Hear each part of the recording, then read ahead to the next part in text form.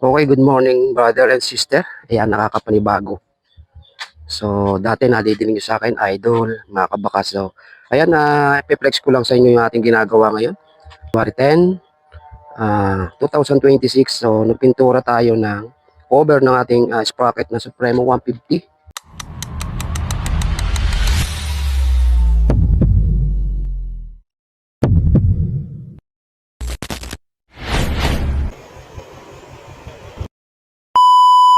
So, doon pa rin mga brother. So, yun lang naman ang mga mahihilig pagdating sa mga motor. So, doon sa mga gusto mag-DIY, so, pinopromote pa rin natin yung super power up line, mga brother. At talagang ito masasabi ko din para din tong ano. So bago natin umpisahan mga brother and sister. So Bible verse muna tayo, John 3 verse 3. Ayan.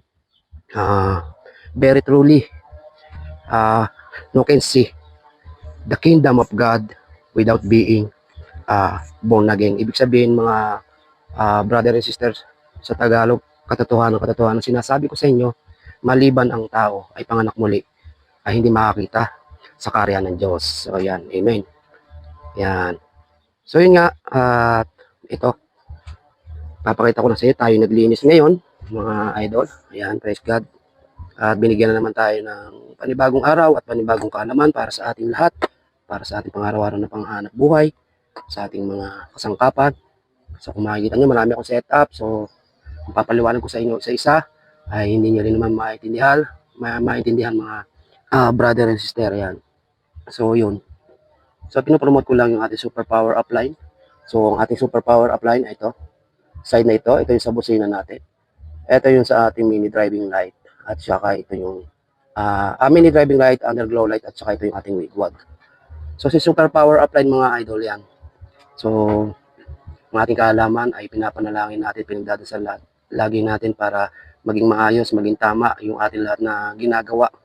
So ibig sabihin mga brother and sister, yung iyong gagawin sa pang-araw-araw kung isasangguni mo lagi sa Panginoon.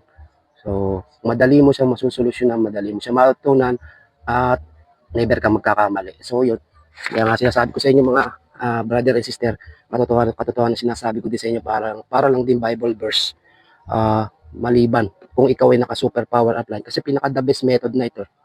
Pinaka-the best method na yung super power apply natin para maiwasan natin yung hard starting, yung talagang malfunction ng connection ng ating electrical wiring system.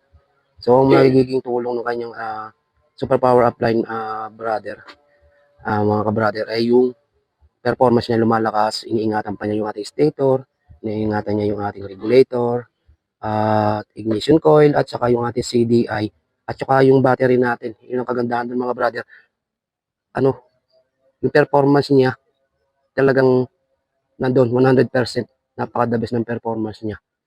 At saka, hindi ka na yung katulad yung sa dating stock mo na may every 5 months. So, hanggang 1 year, kung minsan wala pang 1 year, palit ka na ng palit ng battery. Pero walang issue. Kasi nga mga brother, nagkakaroon niya ng problema sa ating electrical wiring system kasi napakaliit ng ating harness. So, yung ating battery ay 12 volts, 48 amperes, 576 watts. So, hindi niya kaya suportaan halos yung ating naka-install dito sa ating ACC wire, like headlight, tail light, ating park light, signal light, ayan, yung ating dashboard. So kung mag-install ka pa ng mga busina, pailaw, lalo na siyang mabubugbog at mahihirapan yung ating kuryente, lalo na yung ating pinanggagalingan ng ating supply ng mga DC operated, yung ating battery. So pahihirapan siya. Kaya pinapaliwanag ko sa inyo, pagka naka-super power upline kayo, so hindi nyo maintindihan kung saan iko-connection. So basta kung magpapa-super power upline kayo, babaguhin natin, palalakasin natin yung ating mga electrical wiring system sa ating right and left switch. Yan, palalakasin natin yan. So, hindi yun lang sa wiring. Tinatiming din natin mga idol yung ating mga brother. Tinatiming din natin mga brother yung ating valve clearance. So, chinecheck natin stator natin, regulator, basta lahat. CDI, marami pang iba. Kailangan kondisyon ng ating sa kuryente, kondisyon yung ating timing, at saka walang bara yung ating mga yung carburetor, at saka yung sa tangke or mga hose. So, yun. Ganon ang pagsusuper power apply. Kailangan pag tiniming mo yung kuryente, timing lahat. Timing mo yung sa makina, linis mo re-refresh mo yung sa dinadaanan ng gasolina, magbuhat sa tangke, kasi nagkakaroon ng dumi yan at yung ating gasolina talagang katagalan nagkakaroon ng dumi doon sa ilalim natin tangke at pumapasok dito sa ating gripo papunta ng ating cup. Kaya minsan nagamit tayo ng itong ating filter, yung mga filter gas natin kino-convert natin dito. So kahit pag gano'n na gawin yung mga brother, magkakaroon pa din, hindi pa rin maiwasan magkaroon ng dumi yung ating carb. Kaya kung minsan gumagamit tayo ng yung sa gas, yung tawag dito, yung carbon cleaner na hinahalo natin sa gas yun para maiwasan na natin yung pagbabak sa makina na nanggagaling sa ating carburetor. So nililinis niya yung ating carbon deposit. So yun ang ibig sabihin ng carbon cleaner. So sa paglilinis naman ng ating mga electrical wiring system, ito lang naman ginagamit ko sa mga body, chassis, sa gulong, sa mga pairings, basta block, at saka yung ating mga electrical connection, gumagamit tayo ng electronic contact cleaner. So itong purpose niyan mga brother, pagka ikaw yung naka super power upline, so ito nilinis ko na rin yung aking susian kasi nagkaroon niya ng lost connection, katagalan. So without reading, so yun ang epekto niyan mga brother. Hindi siya hard starting, pero karamihan sa mga Supremo hard starting yan mga brother, pati yung mga lalo ngayon mga bagong labas ng Barako. So ganun ang kagandahan. At saka meron tayo ditong voltmeter para ma-maintain natin yung ating kondisyon ng ating battery yan mga brother. Yan ang ating ginagawa. So alagang-alaga natin yung ating sasakyan dahil ginagamit natin sa panghanap buhay. So mas unahin natin para maiwasan natin yung mga cause ng aksidente. Kaya nagkakaroon ng cause ng aksidente, trouble ng ating mga motor.